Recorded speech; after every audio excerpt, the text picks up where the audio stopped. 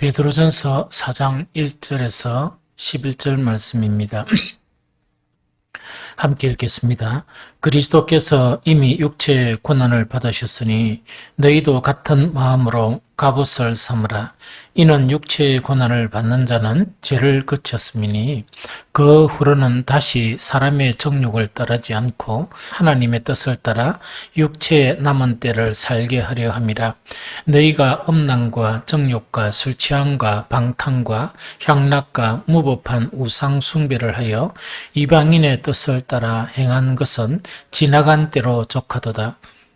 이러므로 너희가 그들과 함께 그런 극한 방탕에 다람질하지 아니하는 것을 그들이 이상히 여겨 비방하나 그들이 산자와 죽은 자를 심판하기로 예비하신 이에게 사실대로 거하리라. 이를 위하여 죽은 자들에게도 복음이 전파되었으니 이는 육체로는 사람으로 심판을 받으나 영으로는 하나님을 따라 살게 하려 함이라. 만물의 마지막이 가까워왔으니 그러므로 너희는 정신을 차리고 근신하여 기도하라. 무엇보다도 뜨겁게 서로 사랑할지니 사랑은 허다한 죄를 덮느니라. 서로 대접하기를 원망 없이 하고 각각 은사를 받은 대로 하나님의 여러 가지 은혜를 맡은 선한 청지기 같이 서로 봉사하라. 만일 누가 말하려면 하나님의 말씀을 하는 것 같이 하고 누가 봉사하려면 하나님이 공급하시는 힘으로 하는 것 같이 하라. 이는 범사에 예수 그리스도로 말미암아 하나님의 영광을 받으시게 하려 함이니 그에게 영광과 권능이 세세무국하도록 있느니라. 아멘. 오늘 베드로전서가 전반적으로 좀 이렇게 이해하기가 좀 난해해요. 난해하고 오늘도 이 난해 구절 그렇게 이 무슨 의미인지 잘 알 수가 없는 그런 구절들이 이렇게 있습니다. 그래서 어쨌든 간에 가장 좀 쉽게 우리가 무엇을 우리에게 이야기하는지 이것을 조금 살펴봤으면 좋겠다 하는 생각이 듭니다. 우리 본문 전반 부분 있죠. 1절에서 6절까지를 좀 이해하려고 그러면 우리 베드로전서 처음에 시작할 때 이 베드로전서가 어떻게 쓰여졌느냐 또 우리 그리스도인의 그런 정체성이 무엇이냐 하는 그런 문제를 우리가 인식하고 읽으면 좀 쉬워요. 그래서 우리는 어떤 사람인가 하니까 이 세상이 사람 자기가 살다가 떠나는 거잖아요. 그러다 보니까 이 세상 사람들은 이 세상의 애착을 막 가지고 있어서 안 떠나려고 그래요. 막 안 떠나려고 그래요. 그래서 한 번씩 요즘은 갈 기회가 없지만은 요양병원이라 이래 가게 되면 이제 보면은 거의 침대에 누워 계시거나 이런 분들을 보게 되거든요. 그래서 보통 하는 일이 거의 침대에 누워 있고 그 다음에 침대에 누워서 음식도 드시고 이러거든요. 그런데 생에 대한 애착, 이 죽음이 이제 두려우니까 이 살렵고 이 몸부림치는 그런 상당히 이제 그런 현상들을 우리가 많이 보게 되죠. 그런데 간혹은 또 이제 믿는 사람 중에서도 이제 그런 경우를 보게 되거든요. 욕창, 이렇게 이제 썩어가는 거예요. 이제 썩어가는데 그런 의식은 또 있고 또 막 이래가지고 있는 이제 이제 그렇게 이제 이렇게 살아가게 되거든요. 그래서 이 세상 사람들의 특징을 보면 어떤 특징을 가지고 있는가? 이 세상밖에 없으니까 이 세상에 집착, 안 죽으려고 이제 몸부림치는 거예요. 그래서 병실에 누워서 욕창이라는 거는 거의 이제 이 몸이 이제 썩어가고 그 냄새가 나는 그 상 속에서도 이제 죽기 싫어하는 거예요. 죽기 싫어하거든요. 왜 그런 거니까 이 세상밖에 없으니까 그렇거든요. 우리 그리스도인은 어떤 사람이냐? 이 세상에서는 외국인이고 나그네요. 이 세상은 우리는 이제 이 지구 같으면 우리는 한국에 있으면 일본이나 뭐 다른 나라 가가지고 여행하는 것처럼 여행객에 불과하지 거기서 그 사람들이 이래든 저래든 별로 상관이 없어요. 왜? 우리는 한국만 돌아가면 되니까. 그렇죠? 그런데 그리스도인은 뭐냐? 본향이 한국이 아니고 한국에서 났어도 한국에서 나그네라는 이야기거든요. 나그네인데 그 본향이 어딨냐? 천국이 본향이에요. 그래서 갈 곳이 항상 있잖아요. 그러다 보니까 그 이제 참된 믿음을 가진 분들의 그런 기도에 보면 남에게 의지해가지고 또 내가 이 세상 살아서 별로 큰 유익을 못 끼치면 주님께서 나를 데려가 달라. 그런 기도를 많이 하게 되거든요. 왜? 괜히 남한테 이렇게 피해 끼치고 하면 안 되잖아요.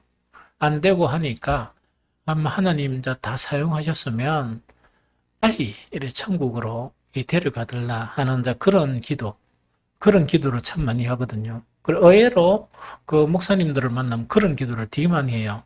그래서 뭐 살 동안에 좀 이렇게 뭔가 할 일을 하고 살다가 그 사명이 끝나면 별로 살고 싶어 하지 아니하는 이 세상에. 왜냐니까 참 그 이 세상에 그 잠시도 머물고 싶어 있지 않는 그런 거거든요. 우리 그리스도인이 그런 사람이란 이야기거든요.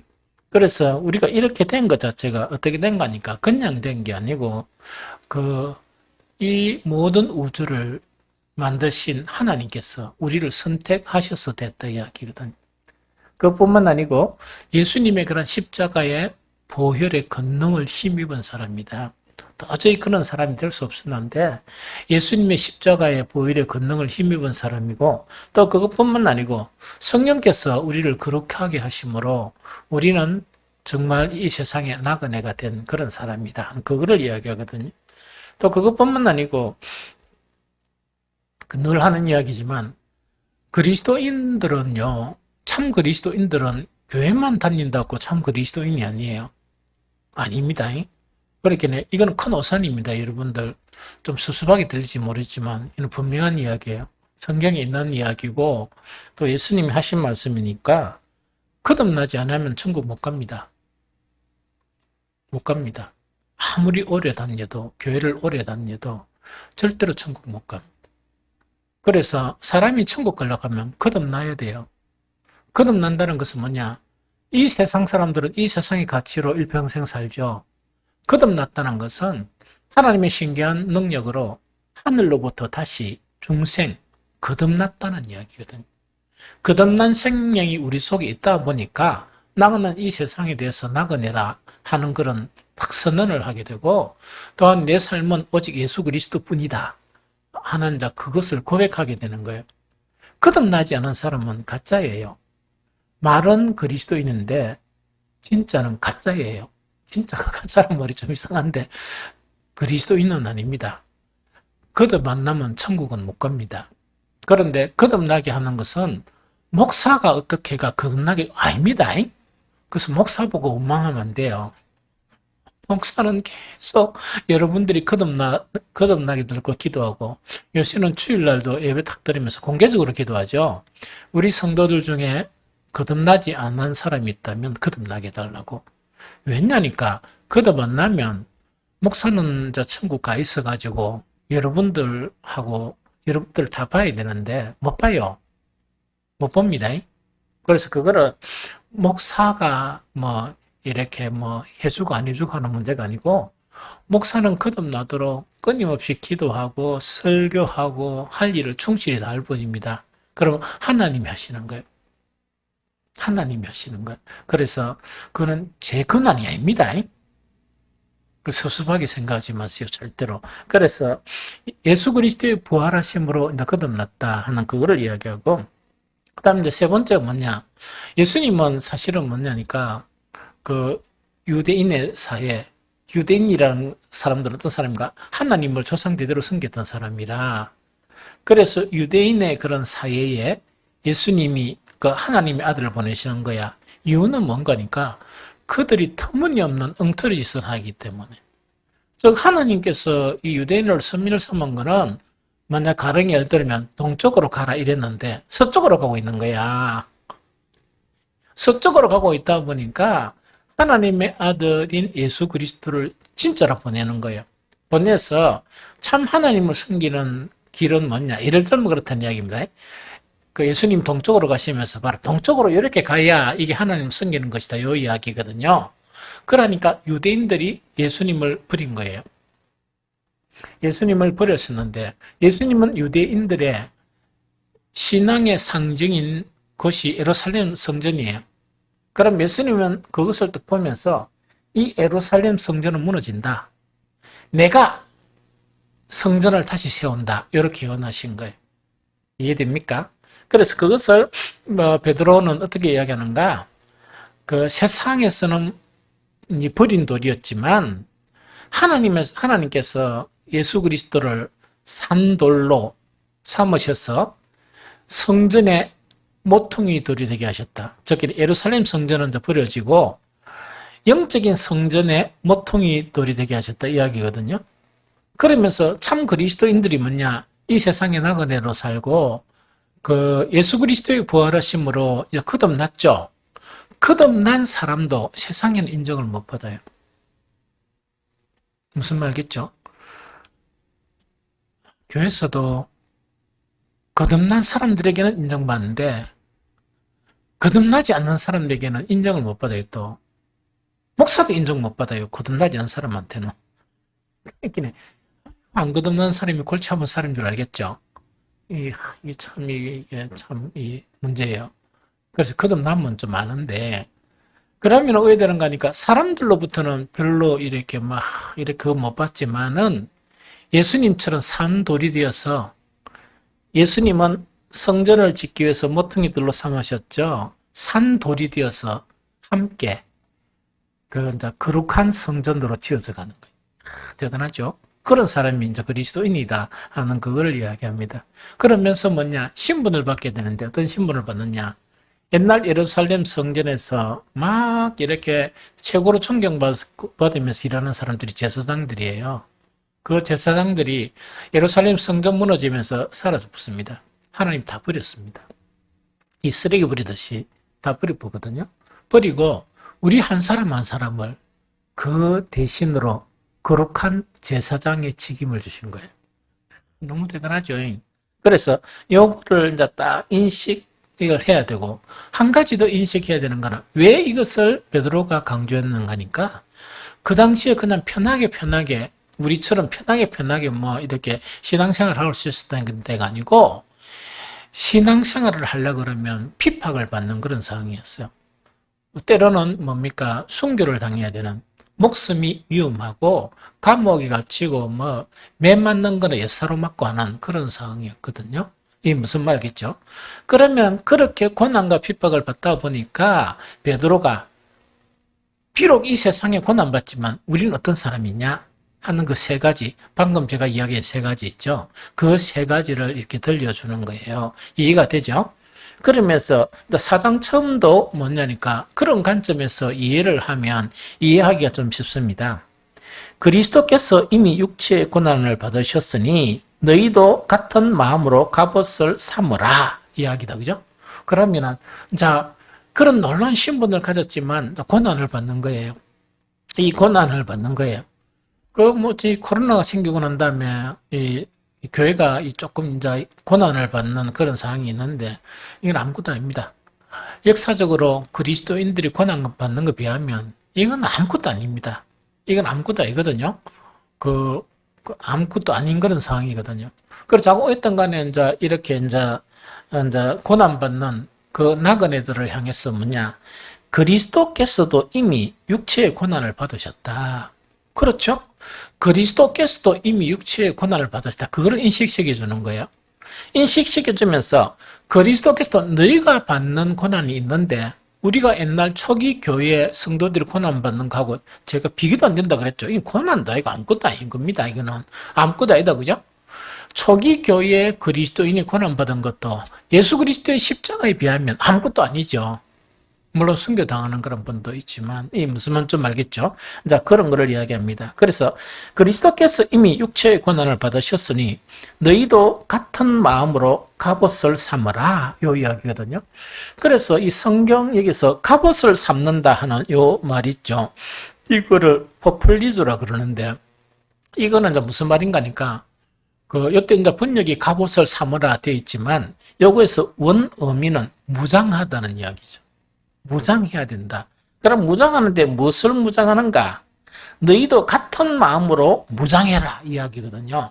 그럼 다시 이제 해석하면 이야기입니다. 쉽게 해석하면 이제 고난받는 그 그리스도인들에게 뭐냐니까 그리스도께서 이미 육체의 고난을 받으시지 않느냐. 그걸 설명하면서 너희도 같은 마음으로 마음에 무장을 해라 하는 그 이야기입니다. 뭐 앞에? 고난 앞에. 고난 앞에 마음을 무장해라 그 이야기거든요. 그러면 여기서 같은 마음이라는 게 뭐냐? 예수 그리스도께서 십자가를 지실 때 가지신 마음, 그 마음으로 너희도 마음의 무장을 단단히 하라 하는 그 이야기다. 그죠? 그러면 예수 그리스도께서 십자가를 지신 목적은 뭡니까? 우리의 죄를 사하기 위함이죠. 우리의 죄를 사하기 위함이다. 그죠? 아주 그런 마음을 딱 받아가지고 너것도 마음의 무장을 딱 하면서 뭐 하기를 준비하라? 고난받을 준비를 하라는 그 이야기와 유사하다는 그 이야기입니다. 좀 알겠죠? 그러면서 그 뒷구절 있죠. 이는 육체의 고난을 받은 자는 죄를 거쳤음이니 이게 상당히 좀 난해해요. 그래서 막 여러 시간 동안 이걸 가지고 제가 이 실험을 일했습니다. 이 실험을 하고 온갖 자료를 보니까 시원한 해답이 없어. 이 시원한 해답 자체를 찾을 수가 없었어요. 찾을 수가 없는데 이렇게 생각하는 것이 가장 쉬운 거다. 요 이야기거든요. 그러면 그리스도께서 이미 육체의 고난을 받으셨으니 너희도 같은 마음으로 뭘 해라? 딱 마음의 무장을 딱 해라 하는 이야기죠. 그러면서 그 사도 베드로가 뭘 이야기하는 거니까 육체의 고난을 받은 자는 죄를 거쳤음이니 하는 이야기죠. 자, 이건 이야기입니다. 자, 봅니다. 이 코로나 되고 난다 보니까 아직까지 휴가 중인 근사, 집사들이 있는가 봐요. 교회 안 가고. 대단히 준법 정신이 대단하죠. 그러면 하나님의 법도 좀 따라야 되는데 그건 하나도 안 지키고 있다니까. 자꾸 했던 간에 아이고 이거는 표현하면 안 되지만 무엇이 그런 사람들이 낳는고 하늘에서 난 건 아닌 것 같아. 하늘로부터 난 건 아닌 것 같고 그런데 또 그런 사람들이 엄청 똑똑해요. 되게 똑똑하게 또 설치고 이러거든. 자기들이 무슨 교리를 아는 것처럼 있다입니까? 막 온갖 아는 척 다 하고 이란단 말이야. 참, 이 머리가 좀 아파요. 그러면은 이건 뭐냐? 육체의 고난을 받는 사람이 어떤 것을 이야기하는 거니까 믿음을 지키려고 하면 힘듭니까? 안 힘듭니까? 힘들죠. 그러면 우리가 지금 힘든 거는 이게 힘들어. 뭐가 힘듭니까? 누가 우리 교회 간다고 핍박하는 것도 아니고 잡아 가두는 것도 아니고 교회 딱 문 앞에 서가지고 이름 적어가지고 완전 이제 예배 마치고 난 다음에 우리를 갖다가 막 괴롭히는 사람 아무도 없습니다. 아무도 없거든요. 단지 우리는 뭐냐? 교회 가고 싶다, 교회 가고 싫다, 고가 싸우는 거야. 그러니까 전쟁을 벌리는 거야. 무슨 말이지? 좀 자고 싶다, 기도 좀 하고 일나가 기도, 고가 싸우는 거야. 이게 무슨 말이겠습니까? 내가 일주일 동안 가는데 수요일에 한 번 기적적으로 교회 나가는 것도 기적적인데 수요일날 가고 금요일날 가고 그러다 보니까 다 갈락하니까 온갖 할 일들이 생기는 거야. 옛날 사람들은 그런 거까지 싸우지 않았어요. 무슨 말 알겠습니까? 한 일이 생기면서 수요 기도에 한번 오는 그 자체가 뭡니까? 대단한 승리의 멸류관을 얻은 것처럼 있다니까.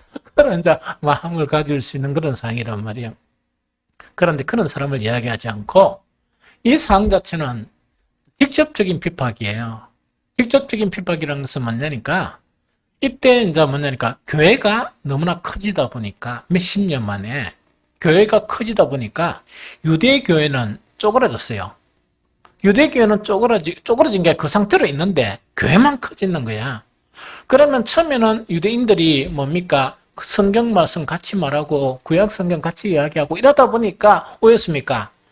그들의 어디서 회당에서 그죠? 말씀 전하는 걸 다 허용을 했어요. 협조적이었습니다. 그런데 나중에 보면 덩치가 더 크니까 이제 시기가 나니까 유대인들이 아주 이제 핍박을 가하기 시작하고 그 다음에 그 당시에 사회 권력이나 경제력을 장악한 사람이 유대인들이에요. 그러니까 어떤 핍박이 있는가니까 계속 교회 나가면 우리 회사 못 다닙니다. 요구라. 이 핍박입니까? 핍박이 아닙니까? 핍박이죠. 그 다음에 공개적으로 린치를 가하게 되고 또 법을 이상하게 만들어가 뭔가니까 이렇게 이 육체에 그런 고통을 주는 그거를 이야기해요. 그런 상황 가운데 그러면은 육체의 고난을 감수하는 사람도 있고 육체의 고난을 피해보는 사람도 있겠죠. 피해본 사람이 이야기하는 게 아니고 피해가 막 숨어가 우물쭈물 사람을 이야기하는 게 아니고 당당하게 육체의 고난을 받는 사람이 있죠. 이것이 뭐냐니까 예수 그리스도께서도 이미 육체의 고난을 받으셨고 정말 예수님의 그런 마음처럼 내 마음이 딱 무장이 되어서 고난을 피하지 않고 그 고난을 받는 거야. 그러면 그 고난을 받는 사람은 신앙이 좋은 사람입니까? 흐지부지한 사람입니까? 우리가 이런 고난 앞에 있으면 여러분들은 뭘 선택할까? 그래도 자꾸 다짐하는 게 좋아. 다짐하는 게 좋아. 다짐하면 내주는 그런 상황이 오면 그렇게 되는 거야. 그런데 처음부터 뭡니까? 아이고 무서워라 이래버리면 아무것도 안 돼. 자, 이제 믿음을 지키기 위해서 이 고난이 앞에 딱 있는 거야. 앞에 딱 있다 보니까 아이고 무서워라 해가지고 피해버린단 말이야. 피하는 사람이 있고 담대하게 그 고난에 맞서면서 육체의 고난을 당한 사람이 있단 말이에요. 맞습니까?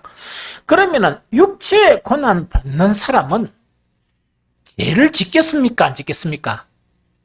짓는 거 안 짓고 지을 수 없는 자라. 육체의 고난까지 받는데 우리가 막 이래가 내가 연약하여 흑흑흑 하는 거 있죠? 그런 건 아예 안 하는 거라. 육체 고난까지 당하는데 주여 일주일 살았는데 헉헉헉 돌아보니까 한번 죄만 짓고 헉헉헉 이런 거 있죠. 그런 기도가 없는 거야. 왜? 죄 안 지니까. 육체의 믿음 때문에 육체의 주를 위해서 육체의 고난도 당하는데 심지어 뭡니까? 이제 죽겠나 하면 죽든지 말든지 죽이든지 말든지 이렇게 이제 담대한데 우리처럼 헉헉헉 죄 쉬우자고 그가 걱정하겠습니까? 이제 좀 이해됩니까? 이 구절이 그렇게 해석하는 것이 가장 잘 해석하는 것이다. 그럼 연결해서 설명할게요. 그리스도께서 이미 육체의 고난을 받으셨으니 너희도 같은 마음으로 갑옷을 딱 삼아라. 그러면서 이야기하는 겁니다. 사도들 자체도 이 베드로도 옥에 갇혔죠. 옥에 갇히고 여러 가지 고난을 당했죠. 자기 경험이나 그 당시 믿음의 사람을 딱 보면 고난 앞에서 흔들리지 않고 아주 육체의 고난을 당하는 사람 치고 죄 짓는 사람은 아무도 없었다는 이야기거든. 이게 무슨 말인지 좀 알겠죠? 죄는 뭐냐? 믿음이 희비리해가 그런 사람들이 죄지. 제가 이랬다가 무슨 또 헉헉헉 했었다고 이러는 거지. 육체의 고난을 탁 감수하는 그런 사람이 어떻게 그런 죄를 짓겠느냐? 이 무슨 왜냐 죽음을 각오하고 믿는데 어떻게 그런 죄를 짓겠느냐? 그래서 육체의 고난을 받은 자는 죄를 거쳤습니다. 너무 멋진 표현이죠. 너무 멋진 표현이죠. 그러면서 이제 육체의 고난의 목적을 이야기하는 거야.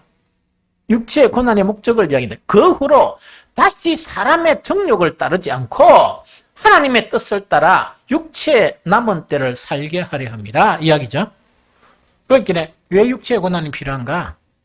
육체의 고난 자체, 믿음을 위해서 육체의 고난을 피하지 않는 사람은 죄를 안 지을 뿐만 아니고 남은 인생 자체를, 시간 자체를 사람의 정욕을 따르겠습니까? 하나님의 뜻을 따라 살아가겠습니까? 그 이야기라. 이 무슨 말인지 좀 알겠죠? 무슨 말 알겠죠?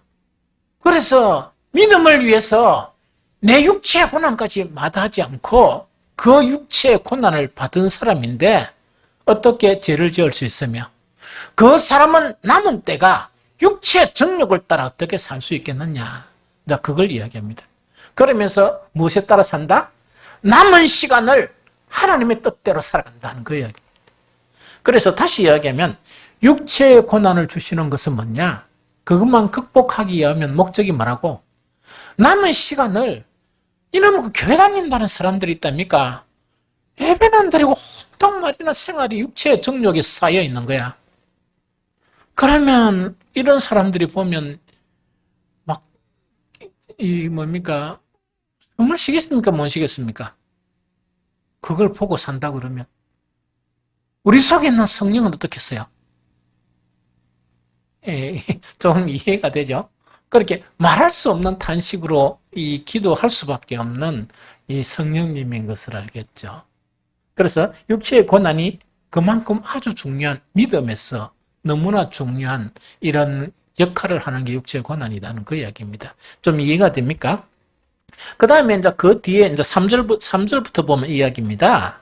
너희가 음란과 정욕과 술 취함과 방탕과 향락과 무법한 우상 숭배를 하여 이방인의 뜻을 따라 행한 것은 지나가는 대로 족하도다. 이야기다, 그죠? 그럼 이거는 뭐냐니까, 이게 이제 무섭죠. 그러니까 아까로 이야기한 게 뭡니까? 그까지는 좋아요. 어떤 사람은 교회를 다니면서 아예 그 세상 사람들 하는 거 똑같이 한단 말이야. 음란한 거. 음란한 거 있죠. 그래, 음란이라는 거는 뭡니까? 음란물들 이래가 요새는 막 엉망진창이죠. 그리스도인들이 그러면은 안 되지. 그래, 하나님, 주님 앞에 있을 때, 그거 막 밤새도록 음란물 보고, 그거 배포하고, 이거 했나? 왜? 이래 물어보면 뭐라 건데? 주님께서 그렇게 하셨습니다. 이렇게 하려고? 할 수가 없잖아. 그렇죠? 그래서 이제 여기 이야기는, 너희가 음란과 정욕과 술 취함과 방탕과 향락과 무법한 우상 숭배를 하여 이방인의 뜻을 따라 행한 것. 이거는 하나님의 뜻이 아니고 누구를 따라? 세상 사람들이 하는 짓을 한단 말이야. 그런데 여러분들이요, 왜 그리스도인들이 이런 짓 하면 안 되는 줄 압니까? 하나님을 욕되게 해요. 하나님을 욕되게 해요. 이게 이제 뭐냐니까, 처음에 우리가 이제 직장을 딱 가죠? 직장을 딱 가면 항상 시험이 오는 것이 술이에요. 술, 그 다음에 그 주의를 안 지키는 거. 주의를 안 지키는 거에 대해서는 뭐냐? 1년에 52번 가고, 우리는 딱 한 번 아이가, 그렇게 유혹을 합니다. 하나님도 용서하시겠다, 이랍니다. 하나님 이름을 덜 먹이면서, 그 다음에 딱 이렇게 가가지고 술집에 가면, 한 잔만 해라! 뭐 이런 거 있죠? 이래 하거든요? 그래가 이제 거기 넘어가 본단 말이야. 넘어가고 나면 이제 딱 있으면서 그 담당 과장이나 이분들이 와서 뭐라 한 줄 압니까? 저 새끼 저기 교회 다닌다 하더만 지멋대로 살아. 저런 새끼가 교회 다녀. 하면서 일러준다고. 저것도 인간이가 이런 하면서 있답니까? 이 천면피같이 교회는 왜 다니노? 이러면서 엄청 욕을 합니다. 그게 심해지면 뭐냐? 하나님을 욕먹이는데, 그러면 세상 살 때도 그랬고, 교회 다니면서도 그걸 못 끊었다. 그러면 언제든지 죽을 거 아니라, 죽으면 주님 만납니까? 안 만납니까? 만나죠? 니 뭐 했노? 이러면 뭐랄 거라. 나는, 기도는 많이 못해도, 음란에 대한 부분은 도사입니다. 한번 물어보세요. 내가 음란에 대한 그거는 영상을 하도 많이 봐가, 연속곡 깨고 있는 사람 있죠? 테레비 깨고 있는 사람처럼, 그거 한번 물어보세요. 그거는 어디 가는 거니? 지옥 가면 돼요. 그런 사람들이 있으니까. 이게 무슨 말겠지? 그래서 이제 그걸 이야기하는 거다. 너희가 음란과 정욕과 술 취함과 방탕과 향락과 무법한 우상 숭배를 하여 이방인의 뜻을 따라 행한 것은 하나님의 뜻이 아닙니다. 행한 것은 뭐냐? 지나가는 대로 족하도다. 그럼 우리 인생을 보면 여기서 50 같으면 50년 그래 살았으면 안 됐나 이 말이거든. 50년 그래 살았으면 됐지. 또 그거 다 안락하나? 베드로가 이야기한 그 이야기입니다. 그래서 나는 분명히 전합니다. 지금까지는 괜찮아요. 버리세요. 왜냐니까 나 분명히 이야기했어. 그래가 주님 앞에 설 때 우리 그 빛과 소금교회 그 최병태 목사라고 있거든요. 그런 거 이야기 안 하던데요. 나 오늘 했거든요. 내 이야기 하지 마. 내가 분명히 이야기했습니다. 오늘 이야기했죠. 그래서 다시는 그러면 안 돼. 다시는 그러면 안 되거든요. 그걸 이야기하면 지나가는 대로 족하다는 이야기죠. 그러면서 이제 4절, 5절은 뭐냐? 이거 아주 중요한 이야기입니다. 4절, 5절. 이러므로 너희가 그들과 함께 그런 극한 방탕에 다름질하지 아니한 것을 그들이 이상히 여겨 비방하나 이야기죠. 자, 이거 봅니다. 옛날에 이런 짓 하는 사람들하고 같이 살았던 거야. 음란하고 정욕, 술 취한 방탕 정말 늘 취해 있고 이런 거 있죠. 이래가 계속 이제 이런 속에서 이제 살았단 말이야. 살았는데 하나님의 놀라운 은총으로 복음을 딱 받고 바뀌어버리는 거야.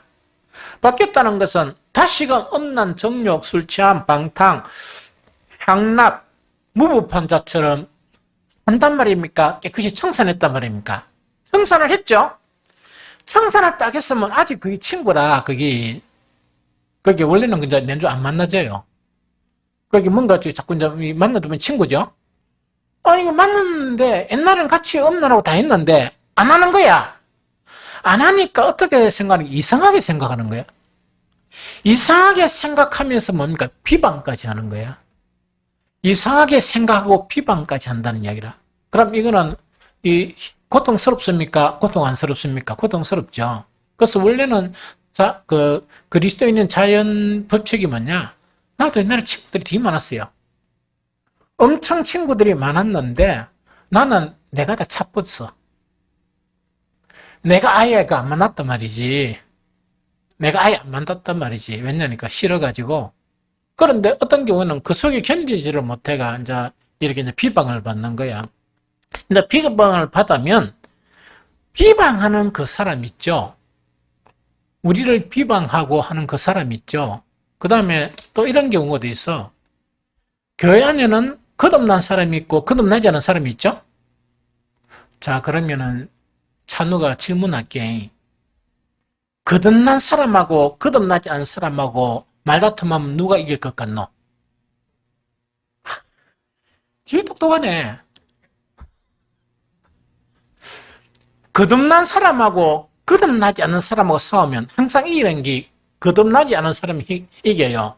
목소리도 더 크고. 이게 무슨 말 알겠습니까? 목소리도 항상 이깁니다. 그래서 항상 힘든 쪽이 누구 쪽입니까? 거듭난 사람이 항상 힘들어요. 이리 치이고 저리 치이고 이래간다 그래서 하는 거야.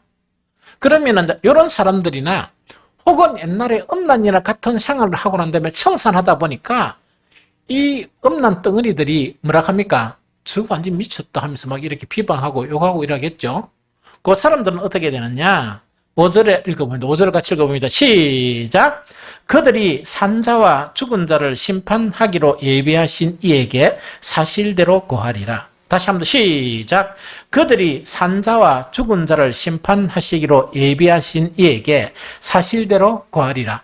요거를 갖다가 좀 의역을 하면 요 이야기입니다. 이 번역이 상당히 이해가 좀 힘들어. 그러면 너희를 그렇게 비방하고 너희를 비방하지 않느냐? 걱정하지 마라 이야기입니다. 걱정하지 말고 언젠가는 모두가 누가 앞에 선다고? 예수 그리스도 앞에 서는데 그때 예수님 앞에서 답변을 해야 된다는 말이야. 봐라, 누구야? 예수님이 이제 묻는 거야. 너는 거듭나지도 않는 주제에 널 거듭난 사람을 핍박하고 널 괴롭히는데 왜 그랬노? 요거를 묻는단 말이야. 어렵다 물으면 예수님 앞에 반드시 확실한 이유를 설명해야 될 처지에 있다는 이야기. 그것 때문에 참아라 하는 그 이야기거든요. 그럼 세상 사람도 마찬가지야. 세상 사람도 같은 음란하고 이래가 있다가 그저 딱 탈피했죠. 온갖 핍박하고 욕하고 이러면 나중에 어떻게 하는가? 예수님이 고작자들을 딱 앉혀가지고 야 누구야? 너 그 친구 누가 내가 택해가지고 그렇게 만들었는데 왜 그렇게 괴롭힌노? 왜 그렇게 힘들겠노? 그 이유 한 말 해봐라. 왜냐하면 만군의 주 여호와 앞에서 그 이유를 대답해야 된다는 얘기예요. 그거는 무슨 말입니까? 예수님의 심판을 받아서 이 극렬한 대가를 받을 수밖에 없다는 그 얘기입니다.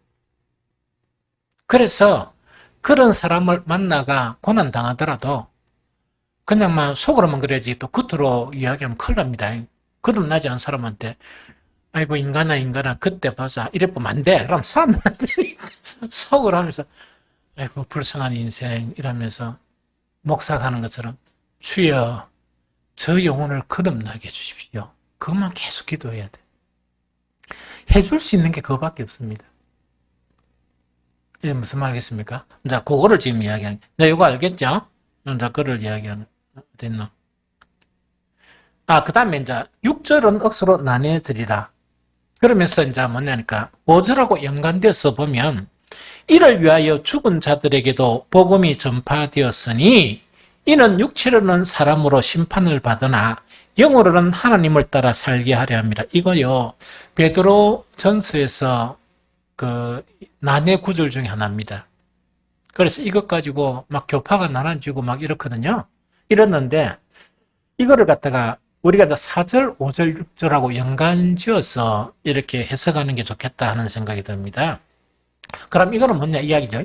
누구든지 하나님의 심판대 앞에 섭니까 안 섭니까? 서죠. 서죠. 그렇기는 아까 비방한 사람들도 그 앞에 서가지고 뭘 이야기해야 돼? 예수님 앞에 이 참 성도들, 하나님의 택하신 자들을 비방하고 괴롭히고 힘들게 한 그 이유를 대답을 해야 돼. 답변을. 이게 무슨 말이에요? 반드시 답변을 해야 돼. 이해됩니까? 그래서 그런 거 하면 안 돼. 알겠죠? 그래서 이게 뭐냐? 이를 위하여라는 거는 이 대답하게끔 하는 이 일을 위하여. 그렇긴 하나님의 심판이, 이 공의의 심판이 되게 하기 위하여 이렇게 해석하는 게 더 좋을 거야. 이를 위하여 죽은 자들에게도 복음이 전파되었으니, 이거는 뭐냐, 이거. 죽은 자에게도 복음이 전파되었다는 거는, 이건 이렇게 해석하는 게 가장 합리적인 해석일 것이다 생각이 듭니다. 죽고 난 다음에 누가 찾아가가지고 이 복음을 전했다는 이야기 아니고, 죽었던 사람에게도 복음이 전파되었다, 이미. 그 사람이 살아있을 때 이미 복음이 전파되었고 참된 길을 이야기해줬고 목사는 매주일마다 설교를 했고 이야기죠. 그럼 들었습니까? 안 들었습니까? 들었죠? 그래서 그렇게 이해하는 게 좋겠다. 이를 위하여 죽은 자들에게도 복음이 전파되었으니 그러면서 뭐냐? 그거는 복음을 그 죽은 사람이 살아있을 때 복음을 받으면 이는 육체로는 사람으로 심판을 받으나 사람이 죽는 것은 흙으로 돌아가는 심판을 받으라. 영으로는 하나님을 따라 살게 하려 합니다. 즉 영으로 구원받기 위해서 이미 복음이 전파되었다. 그러면 주님 앞에 설 때 변명할 말이 있습니까 없습니까? 없다 하는 그런 내용으로 이해하는 게 참 좋겠다. 복잡하게 생각하지 말고. 이게 무슨 말이겠죠? 그 다음에 이제 7절부터는 뭐를 이야기하는 7절부터 이제 뭘 이야기하는 거니까, 이런 놀라운 신분의 소유자가 되었죠. 이 세상 사람하고 차별이, 이제, 극한 차별이 되는 그런 신분을 받았다 아닙니까? 이 신분이 되었으면은, 어떻게 살아가야 되느냐 하는 것을 마지막으로 건면하는 게 7절부터 그 다음에 11절입니다. 알겠죠? 7절부터 그 11절인데, 자, 읽어봅니다. 하나씩 봅니다. 만물의 마지막이 가까워왔으니 그러므로 너희는 정신을 차리고 근신하여 기도하라. 뭐 하고요? 정신을 차리고 근신하여 기도하라 하는 요 이야기다. 그죠? 이거를 갖다가 그대로 이래 해버리면 이게 이해가 잘 안 될 것 같아요. 이것도 좀 의역이 필요한 것 같아요. 기도는 참 중요한 거죠. 참 중요한 거지만 성경에서는 기도가 부정적으로 보인 부분이 많지. 그 기도가 부정적으로 보인 부분이 누굽니까? 유대인의 기도. 그걸 외식하는 기도라 그러잖아. 그렇죠? 그러면 그것이 왜 힘드는 거니까 유대인들은 우리보다 더 열심히 기도했거든요. 더 열심히 일주일에 3차례씩 기도하고 또 하루에 3차례 기도하고 일주일에 2번 금식을 했거든. 경건한 유대인들은. 그러면은 참 우리가 따라가지도 못할 그런 수준인데 예수님 앞에서 그들의 평가는 뭐냐? 외식하는 거였어요. 외식하는 거였고 오히려 이방인인 고넬료의 기도는 뭡니까? 하나님 앞에 상달되어서 버리는 거야. 그러니까 우리는 어떻게 됐습니까? 이번 그 다니엘 기도의 목적이 하나님께 상달되는 기도자가 되는 거. 이것이 목적이었다, 그죠? 그래서 매 아침마다 우리가 이제 말씀을 이렇게 계속 이렇게 나누고 이랬잖아요. 그래서 그게 효과적이려 그러면 이러는 게 좋아요. 나도 뭘 하는 거니까 한 일주일 동안 좀 쉬면서 그 21일 동안 말씀 전한 거를 다시 정리하려고 그래요. 이 정리를 해가지고 내가 가지고 있는 기도 노트를 이 많은 부분을 보완을 하려고 그럽니다. 그러면 이런 것을 계속 하다 보면 그 기도하는 내용 자체가 계속 업데이트가 되겠죠? 그렇죠? 그러면 더욱더 이 주님 편에서 또 내한테 유익되는 그런 기도를 할 수 있겠죠. 여러분들도 그런 시간을 가졌으면 좋겠다 하는 게 내 생각이에요. 그래서 메모한 사람은 뭐 그대로 좀 메모해가 정리를 하고 꼭 필요한 사람은 꼭 필요한 사람이라 그랬지 다 해달라고 하지 말고 그럼 되니까 그 해달라 그러면 그 요약이라서 설교 실제로 행하고 다른 부분이 많아요. 그러나 참고는 될 거예요. 성경하고 이렇게 무슨 말겠죠? 그러면 그런 출력이가 뽑아줄 테니까 정리한다면 뽑아줄게요. 정리를 한다면. 그런데 오늘 정리하니까 내가 한 번도 안 빠졌는데 아니 이상하게 PC에 보니까 이틀인가 빠져 있어요. 그건 왜 그런가 잘 모르겠어. 열심히 치는데. 그래 거기서 출력을 했는데 자관 그래도 완벽하게 안 쳐다보고 그래라고 생각합니다. 그럼 좀 유익이 있을 것이다 생각이 들어요. 그럼 마지막 근면이 뭐냐? 효과적인 기도 생활을 하라는 이야기인데, 요거는 뭡니까? 만물이 마지막에 가까웠으니, 그러므로 너희가 정신을 차리고 근신하여 기도. 그냥 기도하지 말고, 정신을 차리고, 근신해서 기도하라 이야기라. 이래 하나님께 상달되는 그런 기도가 될 수 있다는 이야기거든요. 그럼 요거를 갖다가 조금 이렇게 쉽게 바꾸면, 정신을 차리고 근신하여 기도하라는 걸 바꾸면 이렇게 바꿔도 참 좋을 것 같아요. 이게 뭐냐? 기도자는 건전한 생각을 해라. 거룩하신 하나님 앞에 기도하는 가는 사람이 그 속에 있는 생각이 건전하지 못하면 하나님 받으시겠어요? 안 받으시겠습니까? 안 받으십니다. 우리 안에 있는 거룩한 성령께서 도우실 수 있습니까? 못 도웁니까? 못 도웁니다. 그래서 어떻게 하는 거니까? 건전한 생각을 가지라. 그래서 기도하기 전에 복잡한 생각이나 건전하지 못한 생각은 이렇게 좀 추린해야 됩니다. 무슨 말겠죠? 건전한 생각을 가지고 그 다음에 우리가 온갖 일들을 다 당하죠. 기도한다 그래가 일들이 안 옵니까? 오죠. 그럼 첫 번째 건전한 생각을 가지고 두 번째 일의 순간순간에 사태를 깊이 생각하여 성숙하고 올바른 판단을 해라. 올바른 판단을 해라 이야기입니다. 그럼 연결하면 이야기입니다. 건전한 기도자는 건전한 생각을 가지고 어떤 일이 있으면 그 사태를 깊이 생각하여 성숙하고 올바른 판단을 하면서 기도하라. 그 이야기라. 그 이야기가 정신을 차리고 근신하여 기도하라는 요 이야기입니다. 제발 이래 바꾸세요. 이러면 누구한테 유익이냐? 본인한테 유익이라. 본인의 기도가 달라집니다. 달라질 뿐 아니고 기도할 동안 하나님과의 그런 연관성이 달라져요. 깊어져요. 그 다음에 두 번째가 뭡니까? 이제 기도는 그렇게 하고 두 번째가 뭐랍니까? 뜨겁게 서로 사랑할지니 우리는 서로 뭡니까? 핍박을 받고 하지만은 우리끼리는 왜 된다고? 그냥 사랑하지 말고 뜨겁게 서로 사랑해라. 뜨겁게 서로 사랑해라. 그 이유는 뭡니까? 사랑은 허다한 죄를 덮기 때문이다. 다시 이야기할게요. 뜨겁게 서로 사랑해라. 왜? 사랑은 뭔다고요? 허다한 죄를 덮기 때문에 그렇다. 그 다음 세 번째, 서로 대접하기를 원망 없이 하고 이야기죠. 서로 좀 대접을 좀 해라는 이야기거든요. 우리도 마찬가지라. 이거 뭐냐니까 늘 하는 이야기 늘 하죠. 서로 뭐합니까? 저 칼국수 하나 먹자. 안 그러면 요 주변에 가가지고 뭐 추어탕면 하나 먹자. 뭐 이런 거 있죠. 그렇게 서로 이제 대접을 하는데 원망 없이 하고는 뭔가 이런 이야기 듭니다. 잘 들어야 됩니다. 서로 대접을 하죠.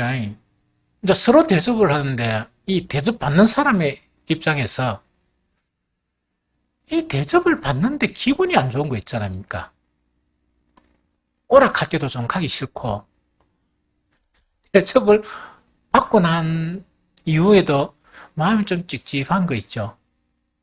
별로 막 이렇게 유쾌하지 못한 거. 그래 하지 말은. 그런 마음을 품지 말라 하는 게 아니고 대접할 때 상대방에게 그런 말을 그런 기분을 느끼지 않도록 정성껏 대접을 한 그 얘기입니다. 서로. 이게 무슨 말? 그래서 대접하는 데는 기본 에티켓이 있어요.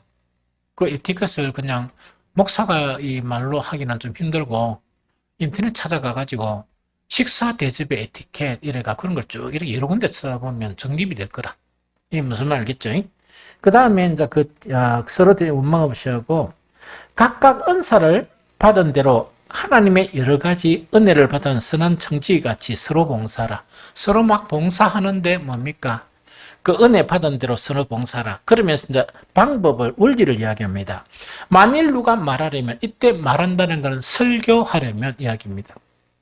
만일 누가 설교하려면 하나님의 말씀을 하는 것 같이 하고 이야기죠. 인간 거 하지 말고, 성경 같으면 하나님의 말씀을 그 말씀의 원대로 막 풀이하려고 노력하고는 그 이야기입니다. 이게 무슨 말이 돼? 그런데 이거 대신에 미사유구를 해가지고 인간의 생각을 이렇게 온통 두드려가 있지 말고 하나님이 말씀하시는 것처럼 그렇게 하도록 해라 하는 그 이야기입니다.